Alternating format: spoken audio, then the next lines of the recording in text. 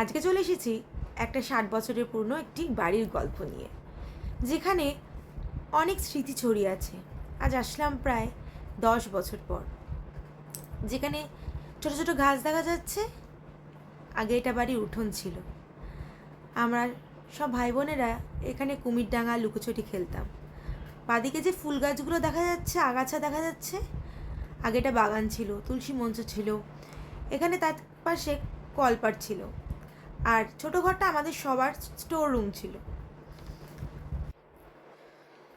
এদিক দিয়ে ওপরে যাওয়ার জায়গা, আর এগুলো নিচের দিকে একতলা দোতলা।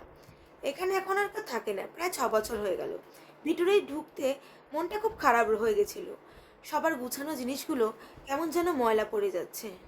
এখানে আমরা সব কাকা জ্যাঠা জেঠিমা কাকিমা ভাই বোন মিলিয়ে প্রায় 14 জন থাকতাম। এখানে প্রত্যেকটা ঘরে ভিতরে ঘর আছে একটা করে। সব কটা ঘর খুলতে পারিনি, তাই দেখাতে পারছি না। এটা আমাদের আতকোয়া ছিল, ভাঙা দরজা। ওটা একটা বড় ওয়াশরুম ছিল। দোতলায় যখন আসলাম, আমার সবার আগে আমার ঠাকুমার কথা মনে পড়ে গেল। দাদু অনেক আগে আমাদের ছেড়ে চলে গেছেন, কিন্তু এখন ঠাকুমাকে খুব মনে পড়ে। অনেক দিন ধরে ঠাকুমার সঙ্গে থেকেছি। এই বাড়ি থেকে আমার বিয়ে হয়েছিল। এই যে এই বাথরুমটা না সিঁড়ি দিয়ে নেমে তারপর ব্যবহার করতে হতো। এদিকে কলপার আর বেসিন, আর এই পিছনে একটা বারান্দা আছে। এই ঘরটা আমাদের মানে 3 জনের সদস্যের ঘর ছিল, যেখানে আমার মা নিজের ঘর ছেড়ে এই ঘরটাকে নিজের মতো করে সাজিয়েছিল। ভালো লাগলো। আমার মা ছোটোবেলাকার এই সব খেলনাগুলো খুব সুন্দর করে সাজিয়ে রেখেছে। এই বাড়িটাতে সবথেকে প্রিয় জায়গা হলো আমার বারান্দা। দুদিকে বারান্দা আর মাঝখানে ঘর। এটা আমার মায়ের ঠাকুর ঘর আর আমার পড়ার ঘর ছিল। বাবা, পড়াশোনা করতে তখন যে কত ভয় পেতাম। এনারা হলো আমার কাকা জ্যাঠা। এখন ওনারা এই জগতে নেই। এটা আমার স্টাডি টেবিল ছিল এদিকে, আর মানে এখানে পড়তাম এর উপর রেখে। আর আর এদিকে আমাদের ট্রাঙ্ক ছিল, এই ট্রাঙ্কে আমি আমার ছোটোবেলার সব খেলনা রাখতাম। এই ঘরগুলোতে আরেকটা ঘরে যাওয়া যেরকম দরজা রয়েছে। এটা যদি বিয়ের পিড়ে, মানে আমাদের বাড়িতে সবাই যখন বিয়ে হয় সবার এইটাই সবাই ইউজ করে, এবং ওটাই যে হামানদিস্তে ছিল হলুদ লাগানোর জন্য। এটা মায়ের বিয়ে কিছু জিনিসপত্র ছিল। আর এখানে হচ্ছে আমার মায়ের রান্নাঘর, যেখানে মা রান্না করতো।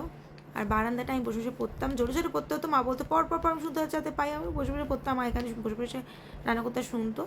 এটা একটা ঘর। এই ঘরটা করে মায়া বেশি, কেন কি এই ঘরে মা ঠাকুমা যখন একদম বয়স্ক হয়ে গেছিলো, তখন ঠাকুমা এখানে থাকতো, আমাদের সঙ্গে থাকতো। মানে খুব স্মৃতিটা তার জন্য বেশি স্ট্রং রয়েছে। আর এবারে চলে এসেছি ছাদের দিকে। ছাদের এখানে এটা হচ্ছে ছোটোখাটো একটা জায়গা, যেখানে টিয়া পাখি এখানে রাখা হতো। এখানে কোনো মানে কুকুর বিড়ালে আমাদের পোষা যেগুলো থাকতো সেগুলো এখানে বাচ্চা দিত। আর এখানে হাওয়া আসতো, ওরা এখানে বাচ্চা দিতে প্রেফার করতো বেশি। সব মিলিয়ে না একদম মানে সব কিছু মনে পড়ে যাচ্ছে। মানে কি বলবো, হঠাৎ করে গেছি।